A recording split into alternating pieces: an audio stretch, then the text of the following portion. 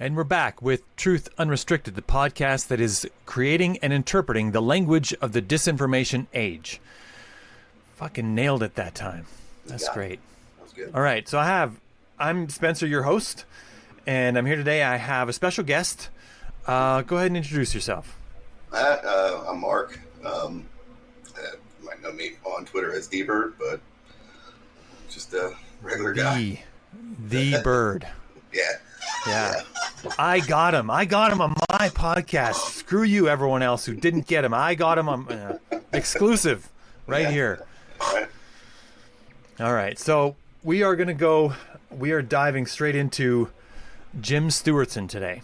That's the topic. And the title of the podcast is going to be The Case Against Jim Stewartson, but it's actually going to be part 1 because we're not going to stay here long enough to go through absolutely all of his stuff. But there's a lot. It's a lot. But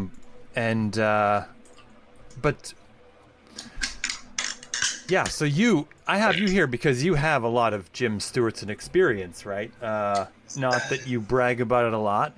Right. But he has a list. I don't have it here, unfortunately, but he put out a list at one point I saw on his Substack of list of people that he's eventually going to sue. Yeah. I believe you were on that list. You made the list. Congratulations. Yeah. Thanks. Yeah, there's quite a few on that list. Yeah. It's not a very exclusive list. No. And it's almost all random Twitter accounts that just, I don't know, people who pissed him off. Yeah, right? Yeah. People that spoke out against him, friends of those people. Yeah, who, I don't know. Yeah. Guilty by association sometimes. I guess. Right. So, let's get right into this. Okay, so doing another Jim Stewartson episode. I already did one with Robin, where we dove into. We did. I thought a really good episode about comparing Jim Stewartson to Joe McCarthy. He's sort of a dime store, Joe McCarthy. He's not doing anything nearly as big as Joe McCarthy was, obviously. But the parallels were definitely there. But we're doing another one because I ran across a Twitter space that Jim had done. And it had, as I listened to it, it had quite a few very specific examples that I thought were really, really useful to just show how he thinks, what he's up to. So, yeah, let's do it. Right. So, for anyone who's unaware, Jim Stewartson is a Twitter influencer who engages in conspiratorial ideas, and mostly those surround the idea of Mike Flynn being Q, that is Q of QAnon, right? And lumped in with that is the idea that there's this Russia mind control mass media influence campaign that's happening.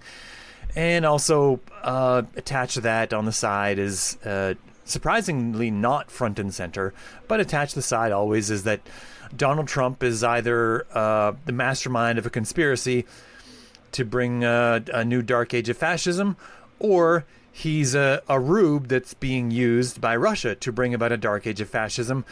And that sort of changes as the mood goes for Jim Stewartson. Trump isn't actually front and center of his conspiracy world, unlike almost everyone else who's sort of in that group of people.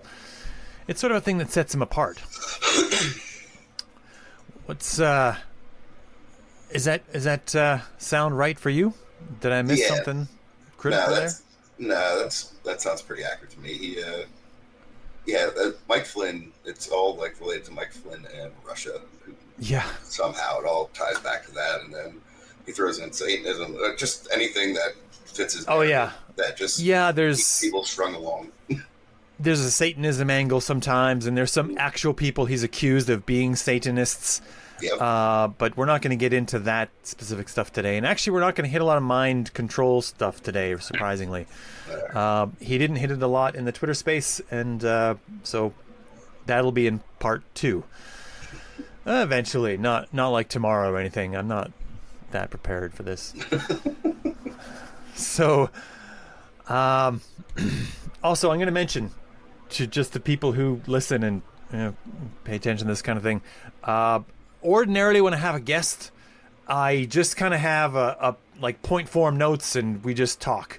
And then when I do the podcast alone, solo, I have a script and I kind of follow the script because I don't have that gift of gab to like do a full conversation with no one when I don't have prepared what I'm going to say.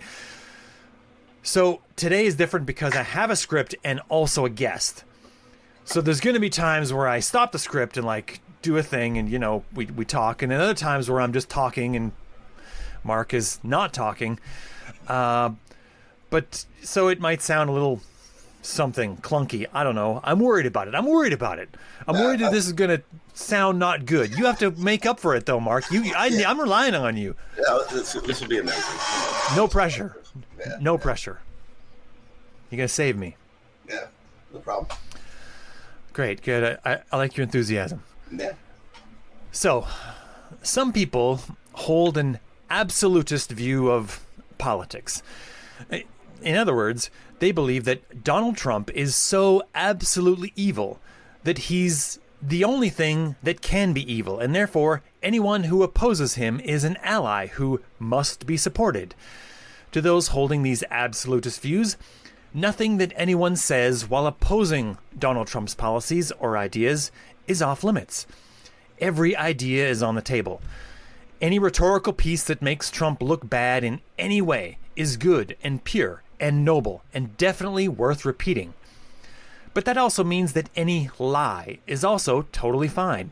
Anyone who steps a little bit over the line in their opposition to Trump is only doing so because they're so passionate about the project. We need to give our allies a little breathing room for some of the things they're going to need to do to defeat the monster currently in charge. Trump, QAnon, and MAGA will all use lies and propaganda to convince people to vote with them.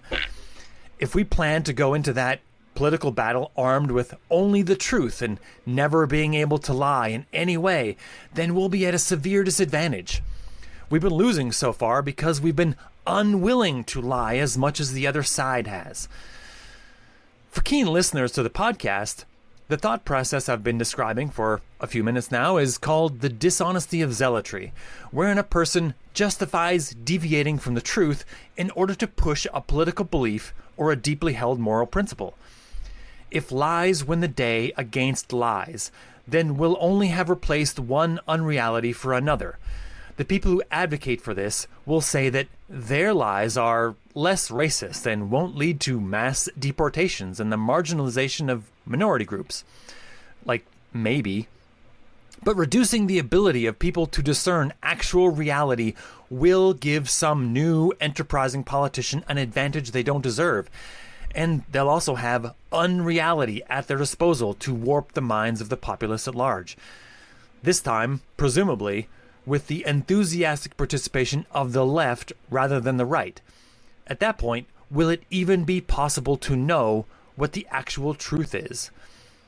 Another factor is that when you're engaged in a battle of words and ideas, and both of you and your opponent are arming yourself with lies, there's no end, no bottom. Each side points to the obvious untruths that the other side propagates and uses this to justify their own behavior. This becomes a proverbial arms race, only the arms in question are not actual weapons, but complete and totalizing fictions that one chooses to live in because one is afraid of living in the fiction created by the opposing side. When looking at someone's rhetoric to determine whether they're producing or spreading disinformation, our view needs to be properly calibrated. Sometimes when you like a person, the tendency is to let some things slide. Okay, maybe. But we need to understand that when we act badly, the good things that we did when we weren't acting badly tend to mean very little or maybe nothing. A murderer who attends church every Sunday and helps little old ladies to their cars at the grocery store is still a murderer. Sometimes I get countered on this point with a retort like, people shouldn't be judged by their worst day or whatever. Okay, but we're not talking about a single action in a single moment of rushed decision making. We're talking about something that's being done throughout the day, every day, for years. Cropping out the relevant context of a scenario so that we can justify keeping someone around only makes us complicit in their misdeeds. And in this case, their misdeeds concern our information environment. Conspiracy theories are no longer the fun, lackadaisical thought experiments of times past. Now, they're slowly swallowing the world in unreality, as it becomes increasingly more difficult to see what's really going on.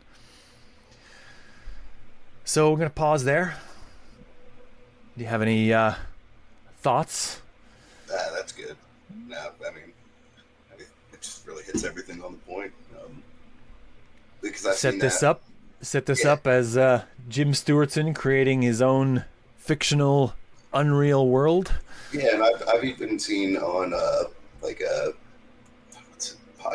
Media's Touch or whatever, some of those podcasts where I've seen one of like the popular hosts talk about exactly that, just why like the right does, because why not? And it's just like, how's that going to help anything? It's not. Yeah, I mean, pretty much exactly what you said. So yeah. One idea that I've come across kind of just yesterday. It's not new, but I just had the conversation with the person yesterday. Was about the idea of, becoming a little more extreme, maybe even being willing to breach violence, do violence in the name of what's right and righteous. And the person who happened to be Jewish mentioned that they've been sort of bothered and plagued with questions of why people why Jewish people specifically in Germany and in the time leading up to the Holocaust didn't fight back, and that whole line of questioning is based on shaky ground. That's victim blaming to start, right?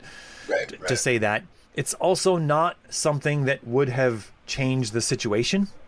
Right. It's a situation that would have further justified and given more fodder for the propaganda machine to justify what they were doing.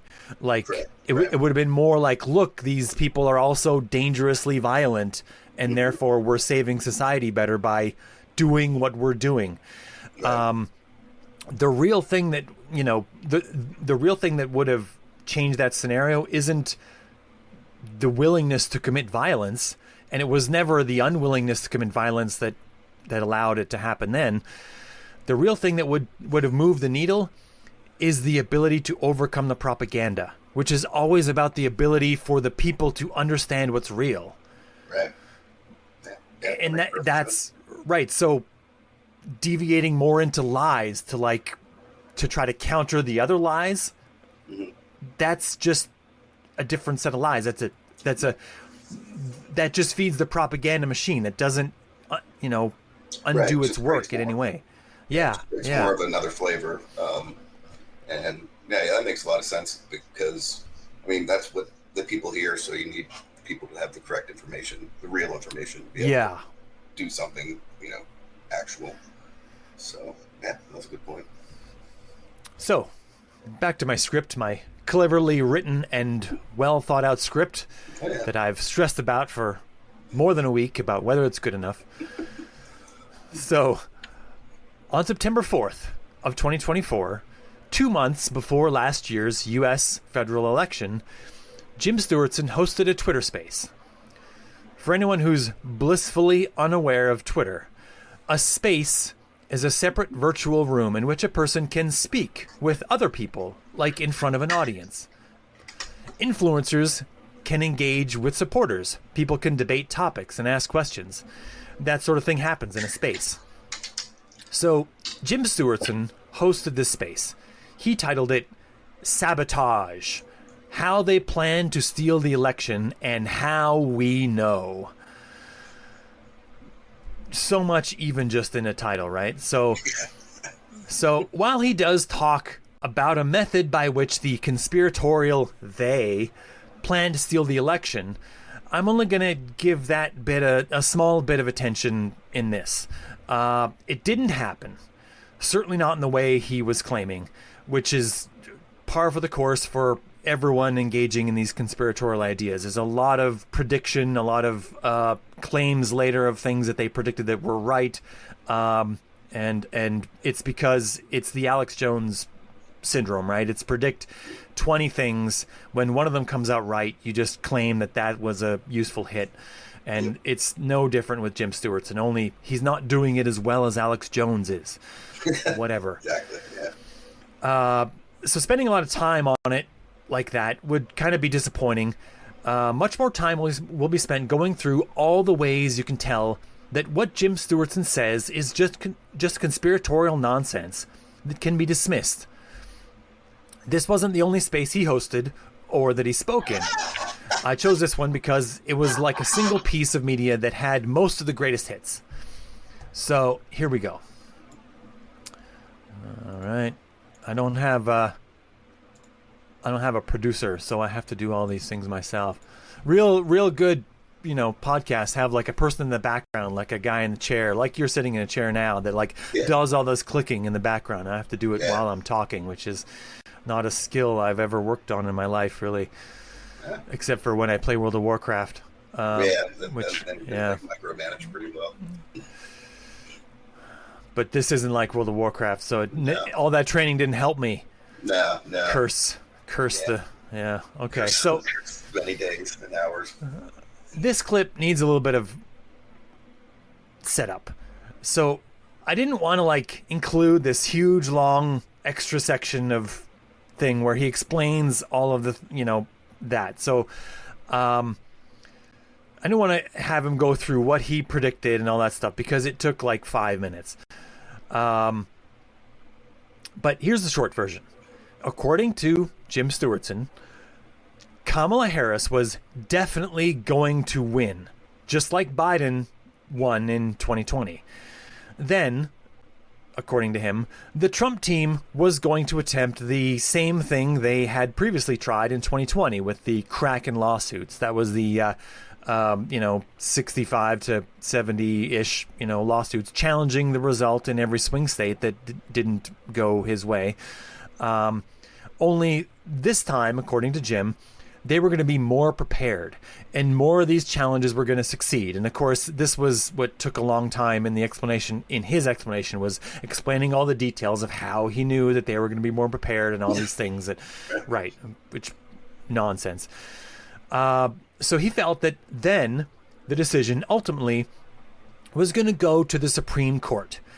And given that the Supreme Court had a string of questionable calls throughout 2023 and 2024 that seemed to lean heavily toward conservative ideals, they were definitely going to declare Trump the winner in, again, what took a fair amount of time in his explanation of how he knew that, how the decision was going to go and everything else.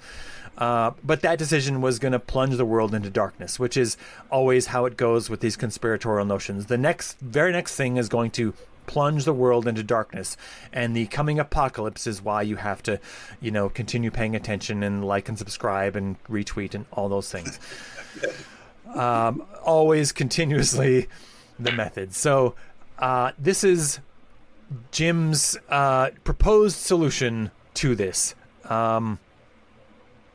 So here we go.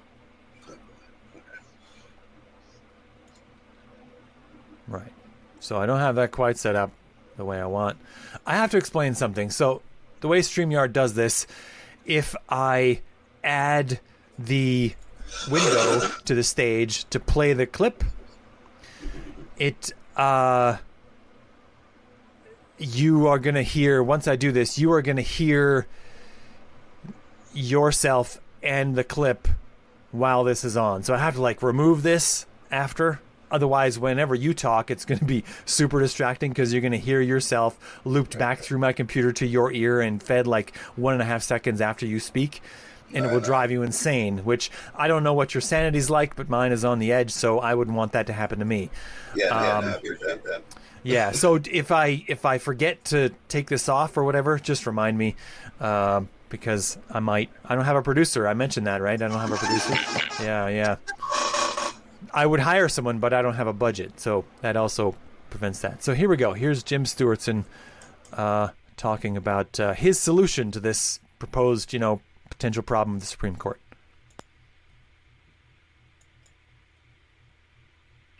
Now, when Elon Musk... No, that's not the clip because it skipped to the next one. Okay, here we go. Here it is, the real one. My solution is the president is a king. He's not going to be a king except for one tiny little thing. He's just going to close the building until January, and that's it.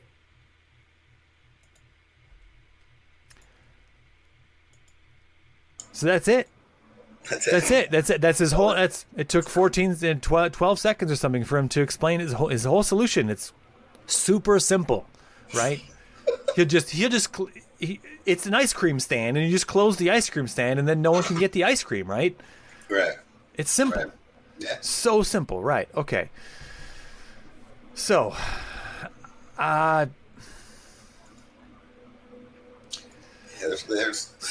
there's no way this could work. Right. It's not a solution that has the remotest hope of working. Like, you might be able to make this idea work if you locked the building with the Supreme Court justices inside, right?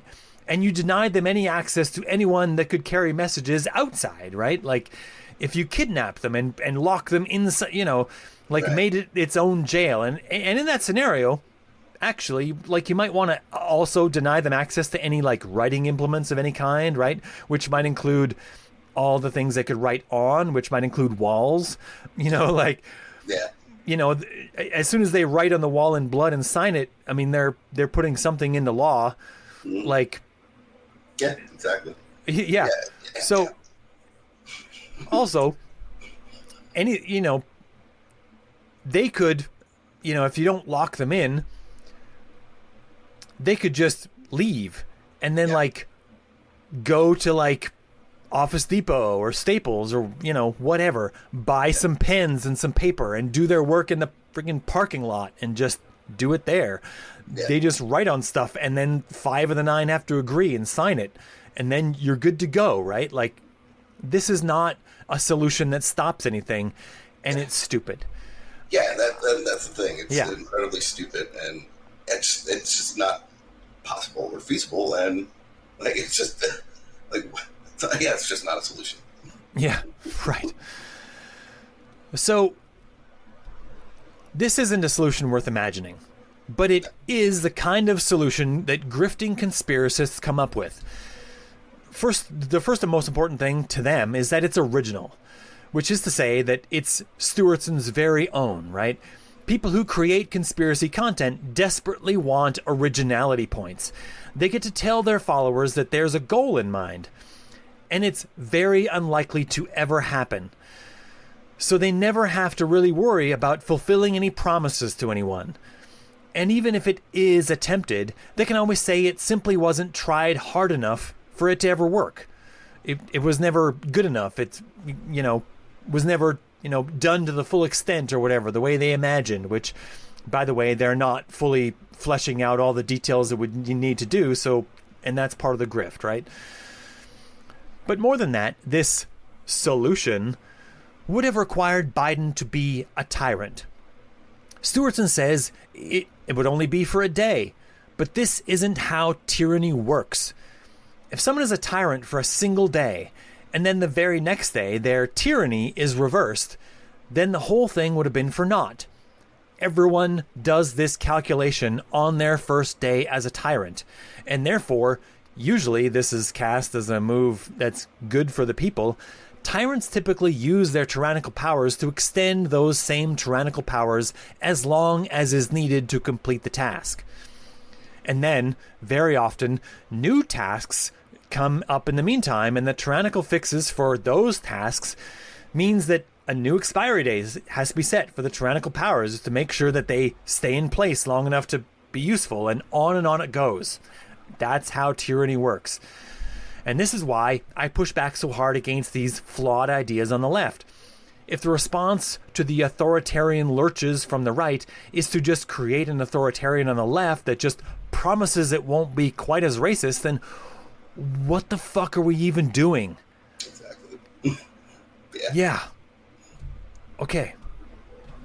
Right. I'll leave that there. You have any more thoughts? You have any comments? I mean, that's exactly right. I mean, we're just becoming the enemy, so to speak, right? We just become just as bad and saying, oh, we're not going to be as bad as that. Yeah, bullshit. Yeah, well, even if you are, it's the Neil Young principle, right? It's a kinder, gentler machine gun hand is what it is. Yeah, which you should always be against tyranny. You should never allow, you should never allow any of these politicians to get absolute power. No, that's the whole point, is that you're not letting them. All right, on to the next bit of madness from Jim Stewartson. The next clip. Here we go. Well, I'll pull this up. There we go. Now, when Elon Musk left PayPal with Peter Thiel and the rest of them, the first thing he did was go and SpaceX. Well, you might ask, what?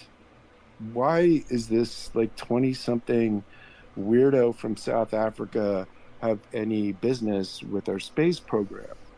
Well, turned out he was getting walked around in Congress by a special congressman named Dana Rohrabacher. Dana Rohrabacher is the most Russian fucking congressman to ever walk in Congress. And he was walking Elon Musk around, pitching the idea of a privatized space program with this particular weird incel as the champion. And so effectively the Russian congressman gave Elon Musk the keys to where he is now with SpaceX, with all of his government contracts and everything else. All right. So, did you follow that? Yeah, that was a lot of just... Yeah. Okay. Well, tying things together. Just trust me, I know all these things. Yeah, right. So, the impression that's made by this extreme oversimplification of events is that Elon Musk showed up, was introduced around Congress, was subsequently granted permission to run the entirety of the U.S. space exploration program using his company called SpaceX, and that all of this is happening with the express permission of, or perhaps the urging of, the Russians. Why would the Russians be interested in privatizing the U.S. space program? It's never said. The partnership between NASA and SpaceX to provide services has been somewhat controversial and should be reconfigured to prevent a private citizen from having this much influence on the government. Musk not only has the money to financially bankroll political candidates in a way that tends to push the needle further away from the will of the people, but he also has the ability to withhold or delay projects for politicians he doesn't support and fast-track projects for ones he does support. This same dynamic exists with Peter Thiel's company Palantir, and that's another terrible mess that we should be cleaning up. But by tying this into an "it's all about Russia" narrative, needlessly complicates the matter and pulls the focus away from the palm greasing between private industry and the federal decision makers, and toward the fictitious claims that Russia is the ultimate arbiter of the US's space program. SpaceX wasn't simply handed the keys to the program. SpaceX made a number of promises based on what the engineers at SpaceX believed should be possible. And it turned out, kind of surprisingly, if you keep the record of the number of promises that Elon Musk's companies made and didn't come through with, but it turned out that those promises were achieved. The most significant achievement was proven in December of 2015 when Falcon 9 landed its entire first stage rocket section intact. This was a major breakthrough because it allowed these rockets to be reused in subsequent launches, and it drastically reduced the cost of flights to space. Previous to this achievement, the only time a rocket was reused in this way, landed on the surface of an orbital body and then later used for takeoff, was during the Apollo moon landing missions, when orbital landing modules were landed on the moon and then later took off from the moon to reunite with the orbital craft for the return trip. The reason why it took so long to accomplish this on Earth is that the Earth is a much more difficult environment for such an achievement. The moon's gravity is 1/6 of the gravity on Earth. The moon landing craft in the Apollo missions were much less massive than stage 1 rocket sections. The moon has no atmosphere to enter, no air particles to compress rapidly in front of a speeding object to burn up the entering vehicle, no weather patterns to avoid, no wind to provide sideways actual forces on a vehicle that's attempting to land. The idea that Russia could have had some hand in delivering this technological achievement to the US government and didn't opt to keep it for themselves is ridiculous. The keen observer will note that this isn't exactly what Stewartson said either. But by being deliberately vague, he gives himself wiggle room to squirm away from criticisms like this. This rhetorical pattern is common among the conspiratorial, appear to say something that's both specific and sinister, but leave some room in there to say, that's not really what I said. The undisputed heavyweight champion of this tactic is Jordan Peterson. Stewartson isn't even in the same league as Jordan Peterson. The problem with squirming away from this by saying, I wasn't really saying that Russia was in on the plan to grant SpaceX all of those government space projects, is that if that's not what Stewartson is saying here in this clip, then his entire statement begins to become meaningless. There's no reason to mention Russia in that group of sentences unless he's planning to convince people that Elon Musk, the Republican Party, or maybe all of Congress, and the Russian government are working very closely together to make this happen. Stewartson never gives any answers to these sorts of questions and actively avoids being in conversation with anyone who might ask them. But here's what I would ask if he had said that to me. Why would the Russians care if the US space program was privatized? Shouldn't there be other Congress people involved in such a decision? If this took many Congress people to vote in favor of this, then are the others also in Russia's pocket? Do we really believe that Russia is the de facto head of the Republican Party at large? How does any of this in any way relate to the ability to land stage 1 rockets for reuse? If you bothered to ask any of these questions, you would likely be labeled one of his trolls who's being paid by Mike Flynn to do something, to get in Stewartson's way somehow. He would definitely scold you for not being able to see the truth of the connections that are all happening behind the scenes and only he is smart enough to put together for you. So, how did I do there? That nailed it. I like you a lot, Mark. You agree with me a lot. I'm sure glad I invited you on to. Yeah, I mean that's Stewartson to a T. I mean, he says those things like, and yeah, if you don't look into it at all or think about it a little critically, it's just like, yeah, well, okay, well, I guess Russians in charge, right? Yeah. It's just insane. Some single Congress person that somehow has control of everything, even though I've rarely ever heard of him before. And he's not the Speaker of the House, was never even considered to be Speaker of the House. He doesn't appear to hold very much sway for about anything else at all. But somehow he's the linchpin key to everything and definitely in charge of it all. He's not even invited to those White House dinners that Trump holds. Right. And, okay. My question for Jim, I guess, would be, how does this help anything? How does this help me? What is this solving in any way? Yeah. What's the purpose of this, Jim? Because it's just dumb. Yeah. What? How are you helping anyone to like if you're gonna have like an organized effort? If you were gonna make this into a thing where you were gonna organize, let's say you had 20 people, and each was gonna hold up a separate sign at a rally. What would you have those 20 people say? Like, make those 20 slogans for me based on all of these things. Right. Right. Like, what do those look like? Like, stop Dana Rohrabacher. Like, what? Yeah. And everyone's just like, huh? Yeah. No one have any idea. The real world just like, what? They have no idea what you're talking about. Yeah. Yeah. This doesn't fit, and also it doesn't help. Good point. It doesn't help.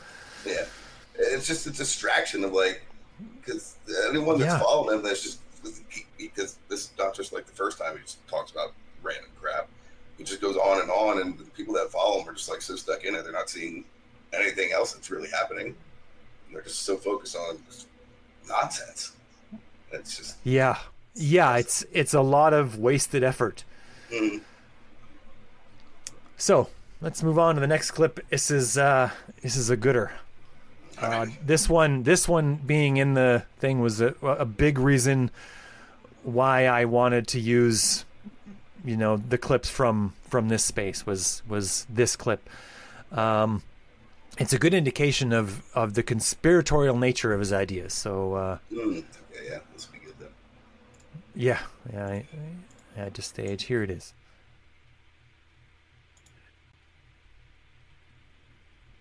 I wrote an article, called "The Worst Movie Plot" because and I'm wrapping up here. You just think about where we are. The world's richest man, a literal Nazi, a retired general officer. Just for anyone who's confused, he means Mike Flynn when he talks about a retired general officer. Okay, carrying on.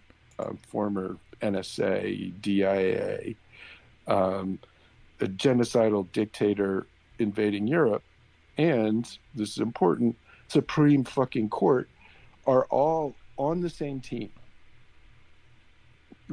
All on the exact same team trying to do the same thing, which is to use this election to create some sort of constitutional crisis, some sort of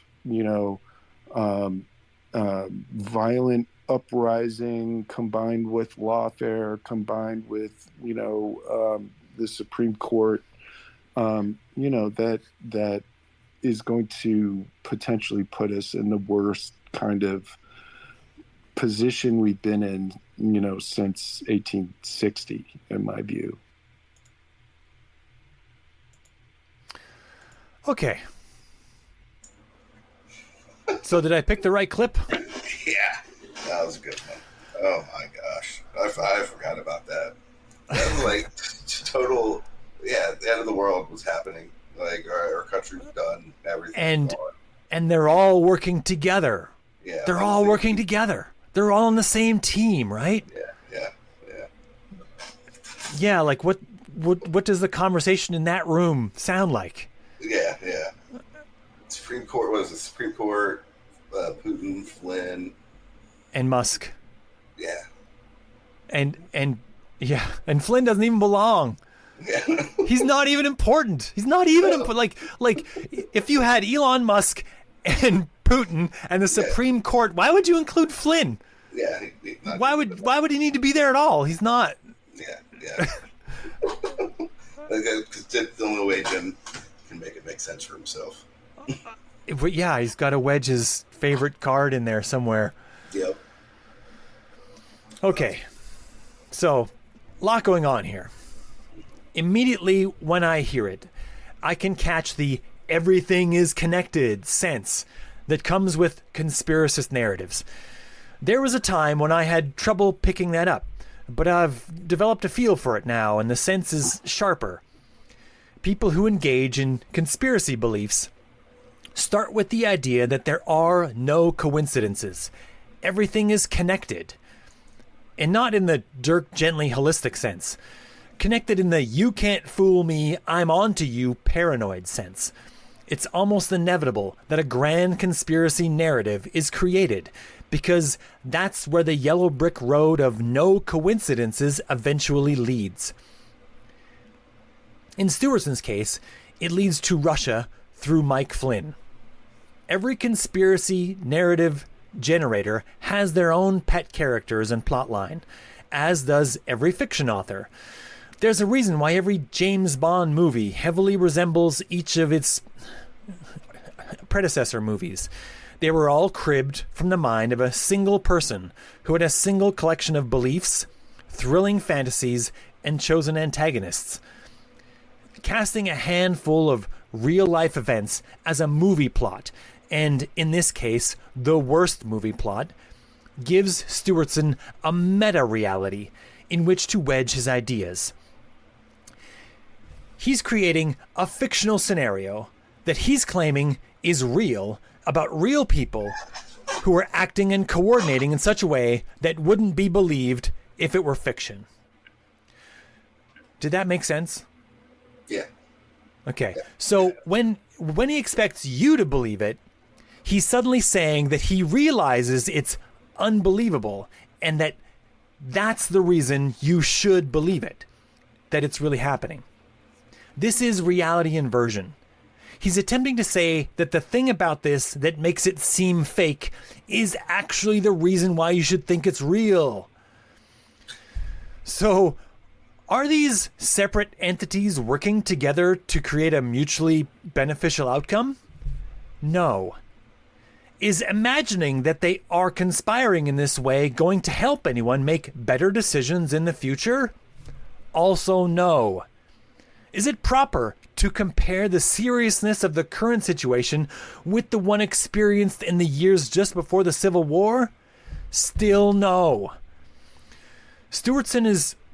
What Stewartson is doing here, what many other conspiracists do. They're creating an overly complicated scenario and relaying it very quickly and confidently to their audience. It's difficult to follow what's needed to make this entire scenario actually work. Because of this, the listener is forced to make a choice just to keep up with the conversation. They can either give up on keeping up with the conversation because they interpret it as nonsense, or they can accept the premise in order to keep up with the rest of the plot being told. In this case, the premise would be Russia is the secret enemy behind all of the bad things that everyone else has done for as far back as anyone can remember, and they have either co-opted or partnered with every other bad person you can think of. This is a non-debate version of the Gish Gallop. Just as it becomes impossible for a debate opponent to debunk all of the errant notions of a Gish Galloper in real time, it also becomes impossible for someone casually listening to these sorts of rhetorical styles to properly assess each claim individually. The fulcrum of the decision to either ditch the ideas or accept them is not based on the factuality of the content, because those facts are coming too fast to assess, but rather on the charisma of the speaker. Simply put, if you like whoever is speaking, you'll very likely accept all of the things they're saying when this is happening. If you don't like them, you won't. There are a few other factors involved, like whether or not the things being said are familiar to you, which leads to repetitions of the same complicated set of ideas gaining traction in your mind. Also, whether or not the things being said lead to a satisfactory conclusion for your goals. We can accept that a message like the one Jim Stewartson puts forward in this clip is meant for an audience that is strongly anti-Trump. But not everyone who opposes Trump accepts these ideas. A few thoughts occur to me that poke some serious holes in Jim Stewartson's idea. The idea that this space occurred on September 4th, 2024, was the same day that 2 Russian nationals were indicted as part of the Tenet media scandal.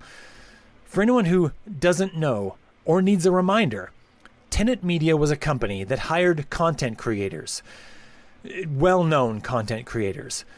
The scandal occurred because an investigation by the Justice Department discovered that several content creators at Tenet Media were being paid a truly obscene amount of money, with the specific understanding that they would include pro-Russian narratives in their regular content. So this was Tim Pool, Dave Rubin, and a guy named Benny Johnson. The money for the scheme, which was about $10 million US,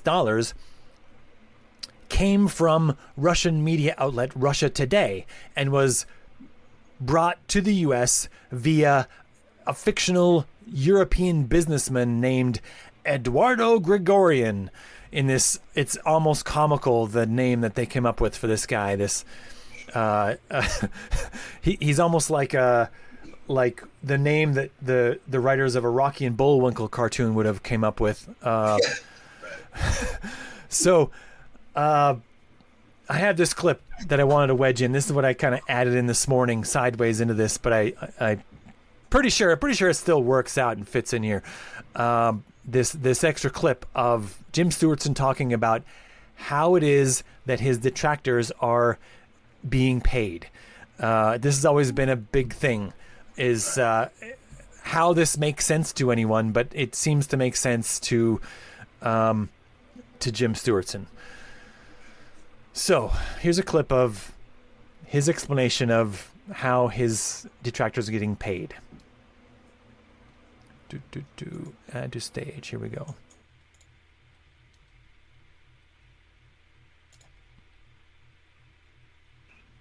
Is communist a dangerous ideology? No, that's the wrong clip. Why did you skip?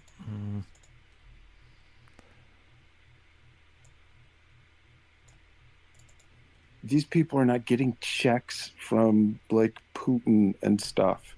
That is not how it works. I mean, Tenet Media apparently, which pays Tim Pool and a bunch of these assholes, apparently was literally getting money just from the Russians. But most of the people out there working, quote, for the Russians, they're getting it through podcasts, they're getting it through donations to various things. It is far more subtle than the indictment that the DOJ put out there. Nevertheless, it's at least a sign that they're paying a little bit of attention, and hopefully minimally a warning shot at a bunch of these people who are plainly just working for the fucking Russians. I mean, you can't look at what people like Mike Flynn do, which is to literally say Putin's gonna blow up the government with his nukes. Like, you can't. I mean, he's not hiding a thing. I wrote an article called "Overt, Not Clandestine," which is about these people like Flynn who, for a while had a little subtlety. There's no subtlety anymore. Tucker just goes to Putin's grocery store.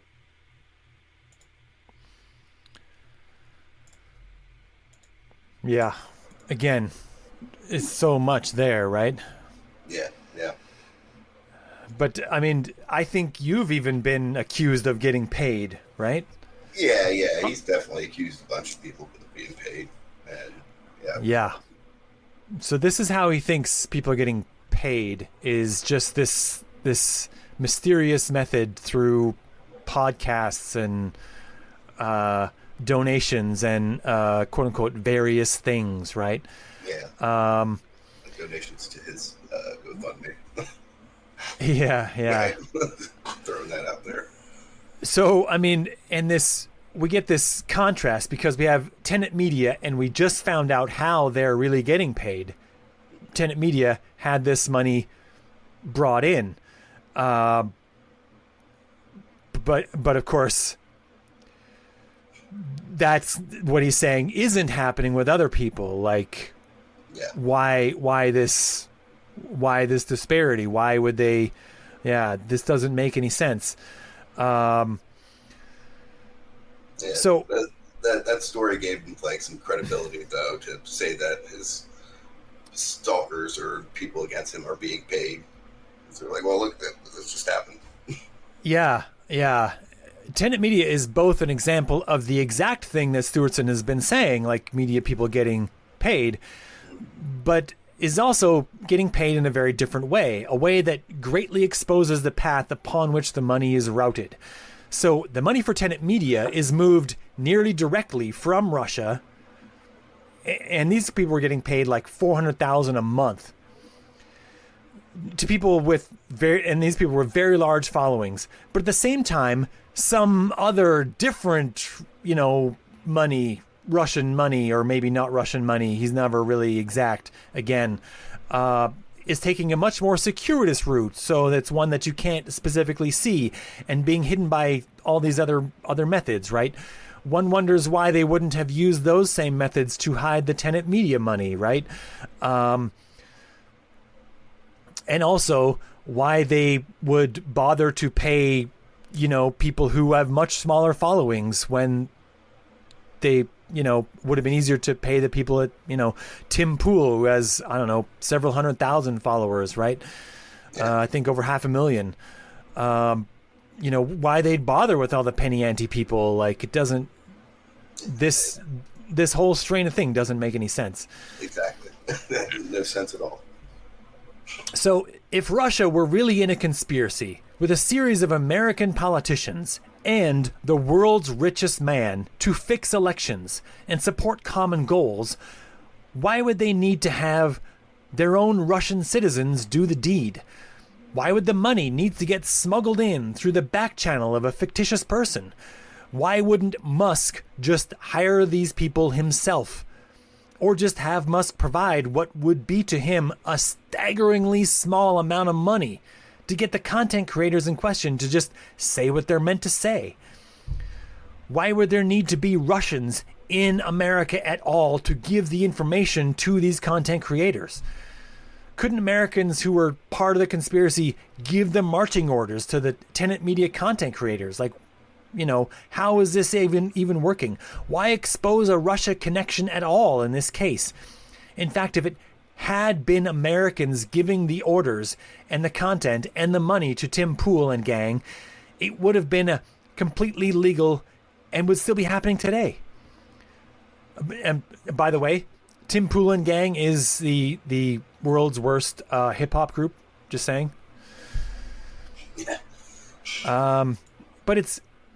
Or is it more likely, in fact, that Russia does its own thing for its own reasons and keeps no counsel with the Republican Party or Elon Musk or Mike Flynn or the NSA or the CIA or any other American institution?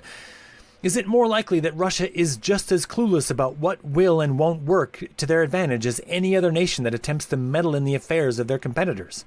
And that they're just trying 20 different ways and we hear about one of those 20 and like it becomes a thing, right?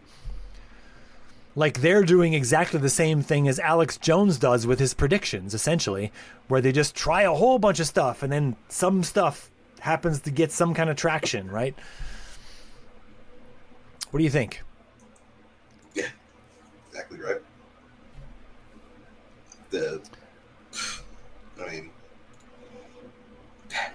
Jim does exactly that.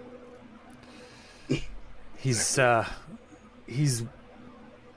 the way he crafts these, he pretends like every explanation exactly explains every question he comes up with, but really mostly all of his explanations lead to more questions. Yeah. And that's when he just shuts it down. Blah, blah, blah, I don't have time for this. Blah, blah, blah. Well, yeah, that's when I'll block it, because as soon as you ask like a serious question to any of those claims, he has no answer. He's just like, well, I wrote about it here, and it's just like, okay, well, you wrote about that, but that still doesn't answer any of the questions. Like, like he brought up, like, why would he pay these small people that, and he thinks he's just so important that a country would pay someone to try to shut him up about talking about that. Right. He's in fact, Russia would probably try to keep him talking as long as possible because he causes more confusion, right? Exactly. Yeah. Exactly. And so you can't question because it just blocks you. Yeah, and as far as the grift goes, if you haven't bought it already, keeping you around for longer doesn't help him in any way. So shutting you up is the goal there. Yeah, and you're not he doesn't want you to pull anyone away. Yeah, so it's try to, shut the door with you on the outside, and that's not part of the family anymore. Just another way that you can tell that he's not as making a sincere effort to find any kind of truth here. He's just looking to, pull a snow job on as many people as possible. Just, confuse them as much as possible and keep them giving him money. So let's do the next clip. I think it's interesting. All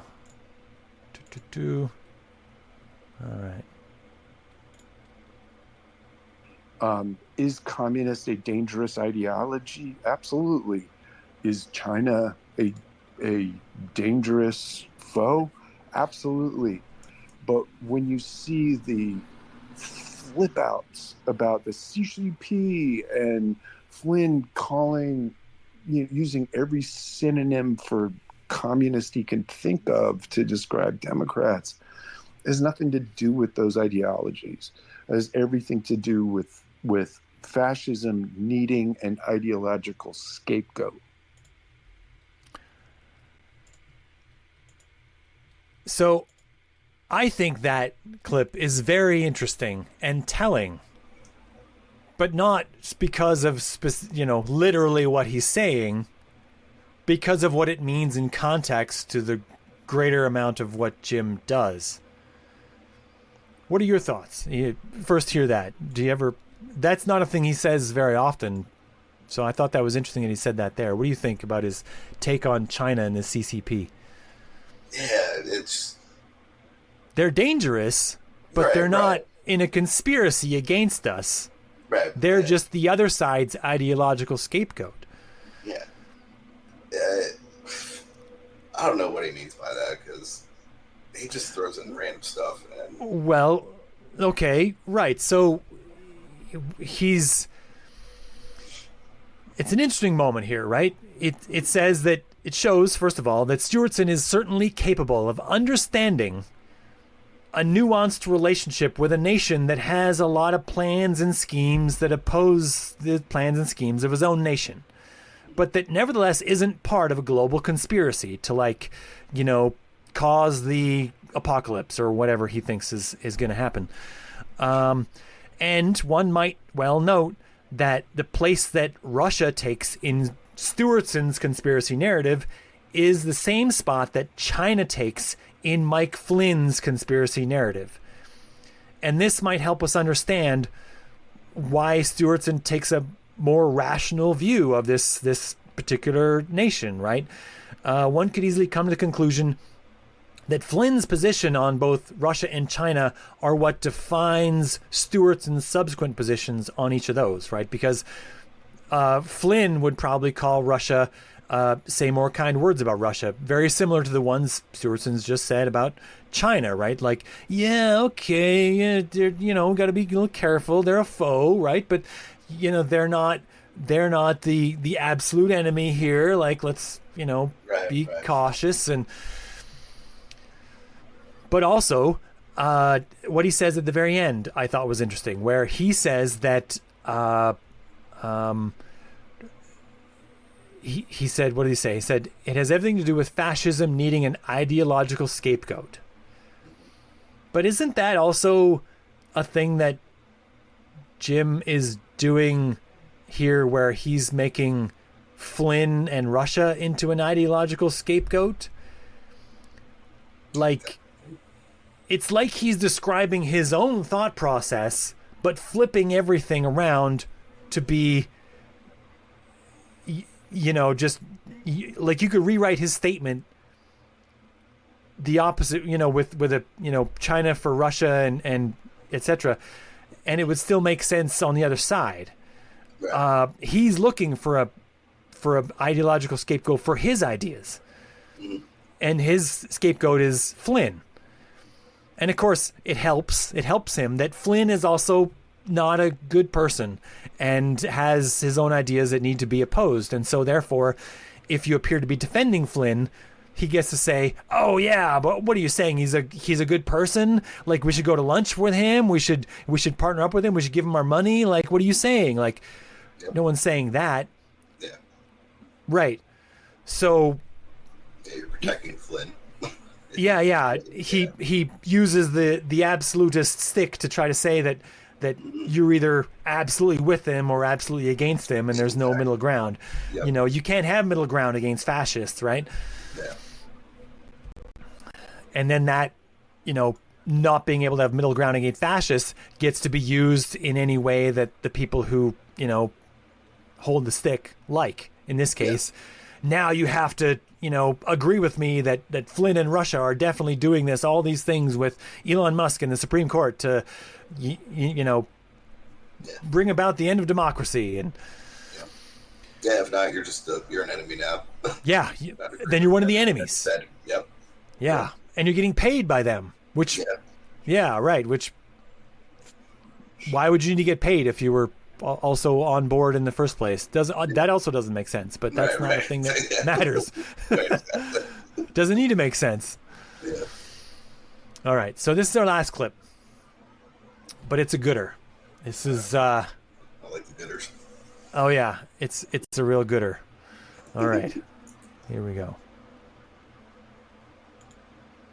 I am, among other things, a very stubborn son of a bitch, and I do not like being told what to say and what not to say. And so when people tell me not to say things, the first thing that I think to myself, the first thing is, who the fuck are you? But the second thing is, why? Why do you care? Why are you so intent if I'm just such a crazy blue and on weirdo on distracting me from this one point? If I'm so crazy, just leave me alone. Like, why are you making it in many cases, and there are dozens of them who've made a life for years now, like just trolling this guy and my friends. Okay, so did that live up to the hype? Was that a gooder? Yeah, that was a gooder. The first thing I think about is, like, he says that, and it's just like, well, why don't you do that with Flynn? Yeah, just leave him alone. Yeah, just leave him alone. Just leave him alone. He's a crazy right-wing weirdo. Why don't you just leave him alone? Yeah, exactly. Yeah, if he's just such a right-wing weirdo, why do you? Yeah. They spent their whole life, and it's just like, the you've been doing it for 5 years. You brag about every time, like, a certain day comes up. Just brag about it that you made it your life. And Flynn isn't even important. Flynn didn't get invited to be a part of the Trump administration. Friggin' Pete Hegseth gets to be the Secretary of Defense, right? Like, how much of a snub is that to Mike Flynn? He's an was a general in the military. Like, he's done nothing. Absolutely, yeah. Exactly. So picture this. Jim Stewartson is just sitting in a Starbucks, sipping on his latte, minding his own business, and discussing global politics with his friends about how, Russia and Flynn and Musk and the Supreme Court are all in on it together. And then you and I, we're waiting for our lattes, and we overhear him. And then we start sticking our noses in where they don't belong. We start telling him and his friends that they're all wrong about everything, right? Like, we'd be the assholes in that situation, right? You and me, we'd be the assholes. Right, yeah. Yeah, right. Mm-hmm. Yeah. But, of course, that's ridiculous. That's not really, if you were just listening to what he said, he's just talking to his friends, and we're trolling him and his friends. It's just him and his friends are just getting along. Like, right. like, Yeah, just leave us alone, right? We're minding our own business. We're allowed to have our little conversation here with just us about this. Yeah. Right. Yeah, it's not like that at all. Not like that at all. Right. Yeah, exactly. So this is a big part of why Jim Stewartson has made himself such a problem. And this has several important aspects. So first, right off the bat, it's reality inversion, right? He's stating outright that attempts to correct him are reinterpreted as the enemy is trying to divert him from the truth. And you can almost hear him saying that he must be over the target to be getting so much flack, right? He wants people to think that the presence of detractors is a sign that he's a bold truth teller rather than just a toxic asshole. So many times over the past several years, people have attempted to point out why Stewartson's ideas are flawed. Why would a person do this? He asks. The obvious answer is that they don't want the information environment to be poisoned with unreal ideas. Some of these people may have even hoped, once upon a time, to course correct him to a less conspiratorial path, so as to make him a more useful ally. Usually, this is why I correct people in my life. It's because I want them to be more correct and to think more clearly about our shared reality. Like if I had a friend that every time we hung out, all he could talk about was just like how it was like Mike Flynn is Q, and like they did this like mind control operation to like, you know, do something with Russia and Elon Musk and blah, blah, blah. I'd say, look, Jim, like we're trying to play fucking Scrabble here. Like, could you just get over it already? Just sip your latte. Like we're just chilling here. Like, yeah. But not according to Stewartson. To hear him tell it, the act of contradicting him is highly suspicious behavior and can be easily explained by casting you as the enemy. This has happened many times before with many prominent people who actively push back against unreal ideas. Cheyenne Sardarizadeh of BBC Monitoring, Mike Rothschild, author of Jewish Space Lasers and the Storm is Upon Us, Griff Somke of the Did Nothing Wrong podcast, Brent Lee, former conspiracist and host of the Some Dare Call It Conspiracy podcast. Professionals and prominent people who have attempted to point out the ways in which some aspect of Jim Stewartson's rhetoric fails to make sense and have subsequently been placed into his conspiracy narrative as part of the conspiracy against him. Quite literally, Jim Stewartson claims that his detractors are being paid by Russia and or Mike Flynn to engage in the business of pointing out Stewartson's errors. The idea that money moves every needle and changes every decision has long been part of conspiracy narratives as a plot device to explain why someone in the story seems to be acting in a way that's outside of the expected.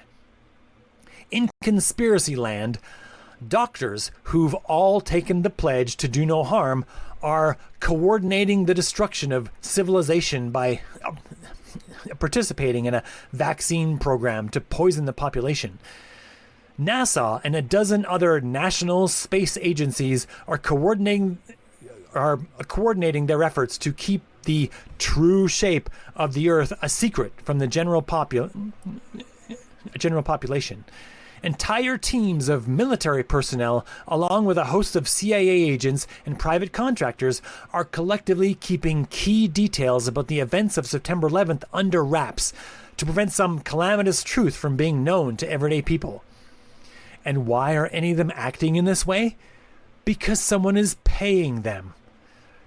Money solves every problem, according to conspiracists, and in their minds, because of this simple axiom, the true nature of every event can be found by merely discovering who profited by having the conclusion turn out the way it did. Follow the money. But I ask the question, how much would your boss have to increase your salary by to get you to participate in murder? Maybe even mass murder. How much would that increase have to be to maintain your silence for the rest of your life? money does make some decisions more likely. But not everyone has the moral slipperiness to be willing to go that far. So why does anyone think it would happen to entire groups of other people? This is just a hand-waving response, a catch-all explanation that's meant to explain away the inconvenient fact that money only encourages people to do things that don't offend their morality and dignity. So, Mark, how much would your boss have to pay you to get you to participate in, so let's say the depopulation of the planet? Yeah, no, that's a lot. Yeah, right. I don't know. I don't know if it'd be hard to live with myself, but I mean, money is nice. Well, but, if someone's imagining you living with yourself, bathing in money the whole time, I mean, it goes a lot to dissuade the conscience, right? But then, of course, the fact that you're bathing in money and then also somehow just living the rest of your life as though you weren't bathing in money and hiding all that money somewhere also is difficult to explain, right? Like you're pretty good at hiding all that money. Why aren't you using that money to like quit your job and go on vacations everywhere and like just live your life? Like, why aren't you spending the rest of your life in Vegas if the money is just pouring in, right? Like, yeah. Instead, you're going back to your grueling job that you probably, have some level of distaste for if you're anything like me. And Exactly. Yeah. I guess I got to keep up this fucking grind. Like, make it look like I'm not making all this money. Like, Yep. What's this farce all about? Really? Exactly. Yeah. Now I have to pretend like I'm not making money and like, why? Yeah, it's miserable. Yeah. Doesn't make any sense. None. Doesn't make any sense. Yeah. Yeah. I would. I mean, if I was making that money, I would not be at my job. That's 100%. Yeah. Who would? Yeah. Of course you wouldn't. No. I wouldn't either. And I've been told that they believe I don't have a job, and I'm just like, all right. Oh, okay. Well, whatever you I wish I could believe I didn't have a job. Yeah. I wish I got paid money to laugh at you. Yeah. That would be wow. Be pretty amazing. Right. So the final piece of this particular bit is most insulting is that while Stewartson claims that some people have taken on permanent projects to troll him off the internet, that's actually what he himself has attempted to do with countless people, including many of the people who have called out his unreal ideas. Mike Rothschild in particular has been the repeated target of swaths of Stewartson trolls for several years now. But there's another aspect to this. Early on in his newly adopted quest of destroying QAnon as a concept, and we're talking way back in August of 2020, Stewartson was allying himself with people who had similar goals. One of those people was someone named Aubrey Caudill, also known as Kurt Tanner. Now, Caudill was a Canadian man who had previously been part of Anonymous, the loosely organized hacking collective that had tried to change the world by exposing truths that they said no one else would expose. Most of what Anonymous actually got up to was trolling people into oblivion. There were a few legitimate hackers, but the vast majority of people in Anonymous were just lending computing strength and raw keyboard warrior power to coordinated trolling efforts. So in late 2020, when Stewartson began looking for allies, he found Aubrey Caudill also looking for people to add to an already gathered army of internet trolls. Caudill was interested in telling QAnon that it didn't get to claim the Anonymous movement for itself. Most of the legitimate hackers from the old school Anonymous days didn't show up for the reunion. So the only real weapon this group had left was the blunt force of trolling people into oblivion. Mock them and meme them and otherwise taunt them until they find the environment so tainted with conflict that your side seems to revel in, such that they just stop showing up. I'm not sure what happened to the Aubrey Caudill-Jim Stewartson partnership or why they parted ways, but I feel certain that it's from their association that Stewartson got the idea that bullying people online was, and still is, the most effective use of his time. And anyone who attempts to tell him that he's wrong is just a bully who's attempting to bully him back. And the only two options there are to capitulate to the bully or stubbornly refuse to admit defeat and just troll their side even harder. And through this process, one can find the trauma bonding with avid followers that in turn becomes the building blocks of tribalism. A tribe called Stewanon. So, what do you think of the tribe called Stewanon, Mark? I'm not a big fan of that tribe. I mean, that was good though. That was a good turn. Yeah. Yeah. The Aubrey Caudill-Curtaner connection. Yeah, and I mean, definitely the bullying, like with his trolling, he definitely thinks that, because that's what he does, completely. He just I mean, we see it all the time with and like he goes to those lengths with using, saying homophobic things and like the lengths he goes to where he thinks he's being, fighting something or being good. He's bullying himself. Yeah. And then his followers just think, I don't know, they just think he's amazing and want to stick up for him. And, he says, he gives them a playbook of how to deal with people that are against him. Yeah. And push them harder. Yeah. I've brings them together.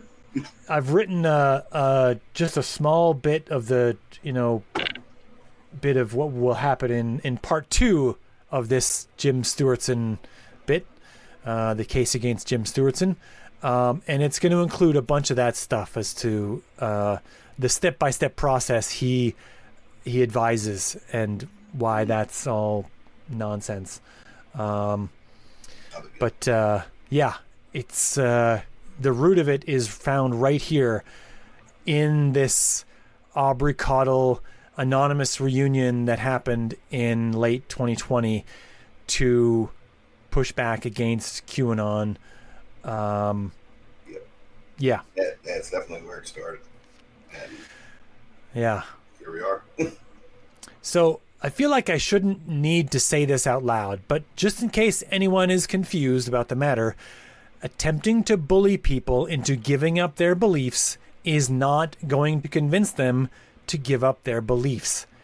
If anything, you'll only succeed in getting them to associate their beliefs more strongly with their own identities, and then to want to defend those identities with all possible force. That same sense of, why do you care what I say, would be experienced by the targets of Jim's trolling efforts, and thus causing them to dig in harder, the exact way he digs in when challenged. It's a method to guarantee that there's always going to be an opposition that's motivated to keep fighting back. It's what you do when what you really want is to fight, rather than to convince anyone of anything rational. Stewartson isn't innocently pontificating to an audience of friendlies here. He has a small bullhorn with 131,000 followers on Twitter and 47,000 on Blue Sky. And he's asking them all to help him get a larger bullhorn. Allowing him to slowly poison the minds of everyone on the left is an unacceptable course of action. Stewartson would want to get credit for anything he ever predicted that comes true.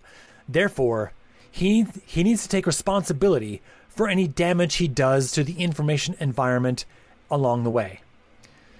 Stepping up to the microphone while claiming that no one should criticize him for stepping up to the microphone is asinine. So, in conclusion, Jim Stewartson is a source of disinformation. He doesn't mistakenly pass on bad information that other people have created. He creates his own bad ideas and passes those off as useful for his community. And those ideas, when believed, skew the ability of the listener to a decidedly more conspiratorial world. I've been told Jim Stewartson is right about so many things. The things he's off about are just a byproduct of an attempt to push so hard against the things Trump does. Why put so much effort against Stewartson when you could be putting that effort in against Trump? Well, here's why. Every source of disinformation distracts and distorts people's ability to work out what's actually happening. Right now, we have a right wing that's more or less completely scuppered by disinformation, such that they're only just now finding out about Trump's decades-long association with their own sworn enemy, Jeffrey Epstein. And roughly half of those people are fighting their own cognitive dissonance to find a narrative that allows them to continue expressing thankfulness that Trump is president. Meanwhile, we have a left wing that's ostensibly on the side of reason, except that it's not entirely so. People like Jim Stewartson nestle into the left side of the political spectrum, adopt convincingly all of the key tribal beliefs, then begin spreading nonsense. Disinformation can affect anyone. This doesn't fold along an IQ line. In fact, there's good reason to believe that being more intelligent increases the likelihood that a person will come to trust their own opinions to the exclusion of disconfirming facts. The ability to think clearly about reality has less to do with an impressive IQ as it does with good thinking habits. Think of the mind like a kitchen. There isn't any way to clean your kitchen enough to actually get rid of all bacteria, but you can clean it well enough so that you won't poison yourself whenever you cook food there. And that's the goal. Having a place to prepare food that won't kill you. But you have to keep it up. You can't just clean your kitchen once a month. It needs steady maintenance, and so does your mind. And for that matter, when we're talking about the overall rationality of an entire society, we will need to have an area of influential thinkers that are also subsequently free of problematic and conspiratorial thinking. We need the left wing to be firmly anchored in rationality. We cannot allow personalities like Jim Stewartson to mainline bad ideas to the otherwise rational group in exchange for getting a few extra shots off against Trump. It will lead to the left being unable to continue fighting effectively as it slowly devolves into increasingly conspiratorial nonsense. And that's what I'm trying to prevent here. So, did I win the debate? Yeah, definitely. Drop the mic? Yeah, that was good. Walk off stage? Yeah, that was very well said. Thank you. Yeah. I love when people agree with me. This is great. This is Yeah. fantastic. I mean, that's pretty much exactly how I feel. Yeah. Can't I really figured say you it any would. better. Yeah, can't really say it any better. I'm not really one with the wordsmith. More of a one-liner type of guy. You're a picture guy. Yeah. You're a meme guy. Yeah. I love it. No, really, your memes, the ones people should follow you on Twitter. Everyone should follow you on Twitter. Really, Danzbyrd. It's like, I'm not like, Jim Stewartson talks about using memes as a method of like warfare, which is ridiculous, I think, to try to make political points with memes. Especially like solely with memes. That's also even more so. But like, right. as a level of absurdity to point out the ridiculous parts of just life, that's where meme gold is. Yeah, exactly. Yeah, and that's where you are. That's why, like, I just, as soon as I found your feed and it had all these memes that just like point out how stupid and absurd everyday life was, all that. I just love it. And I don't want to put like make you feel uncomfortable with like all these things, because I don't know how many you make or if you even make any, I don't know, but it's just like you have a way to collect them all and show them all, and I love it. It's I great. Appreciate that. Yeah, it's usually, I mean, yeah, because life's tough, and that's the way I look at it. Life's tough, and you have to laugh at shit because it's just things are so awful around. Yeah, it's like if not, I'm just gonna go nuts. Which I'm already pretty crazy, but you know. Well, need some relief. Yeah, someone asked me once why anyone listens to violent music, for example, or something like that, and I said, well, you know, or depressing music. Why anyone listens to depressing music? If you're depressed, why do you listen to depressing music? And I said, well, part of it is because you like the idea that someone else understands the thing you're feeling. Yep. Like it's not about like becoming, you know, like wanting to become more depressed. Right. It's about understanding that other people feel the same thing, and through that understand that there's some kind of connection and shared feeling, shared reality about this. And so, you know, when you see memes that point out things like how stupid your brain works, because it's very difficult for people to point out and to, my brain did this stupid thing today. Right. You know, most people can't express what stupid thing their brain did, but when you see it in a meme, you go, oh no, I get it, man. Thank you. I needed that. I didn't know that I needed it even, but that was my brain just did a stupid thing, and it's gonna do it again. I know it. And like, I thought I was alone because no one else was in my brain to know that it did that thing. But like, it did that thing. Wow. Awesome. Yeah. Great. Yeah.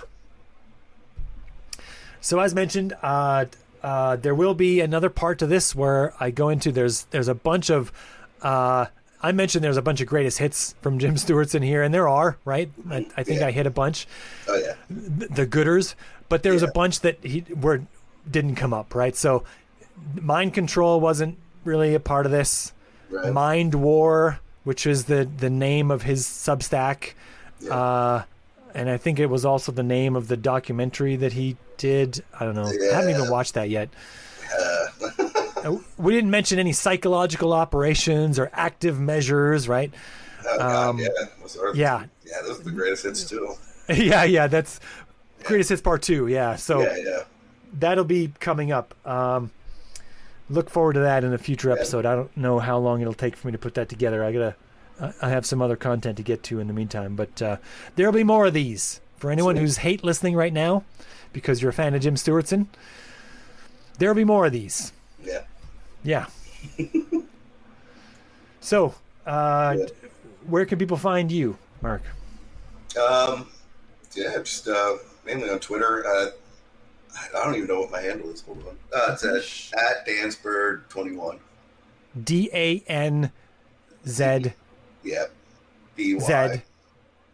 Yeah. Z. Yeah. DANZBYRD 21. So it's a Canadian podcast, man. You got to pronounce it right. All right. Z. I don't insist on many Canadianisms, but that one I like. All right, I'll remember that one. Yeah. Zed's a much cooler name.